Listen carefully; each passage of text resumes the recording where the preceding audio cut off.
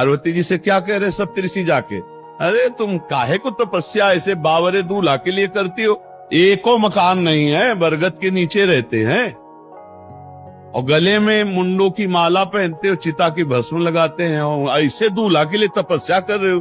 अरे तपस्या तुम कर रहे हो, हम तुम्हें दूल्हा दिलाएंगे भगवान हरि नारायण वैकुंठाधिपति। जानते हो माता जी ने कहा, महादेव अवगुण भवन, माना तुम्हारी बात माना, महादेव में कोई गुण नहीं, और विष्णु सकल गुण खान, ये भी माना कि उनमें समस्त गुण विराजमान, लेकिन जाकर मन जैसन रमे ते ही सन का, कोटि जन्म लग रगर हमारी, बरऊ संबुनता रहूं कुंवारी। करोड़ जन्मों तक जन्मूंगी और तपस्या करूंगी, दूल्हा पाऊंगी तो शिव को, अन्यथा नहीं।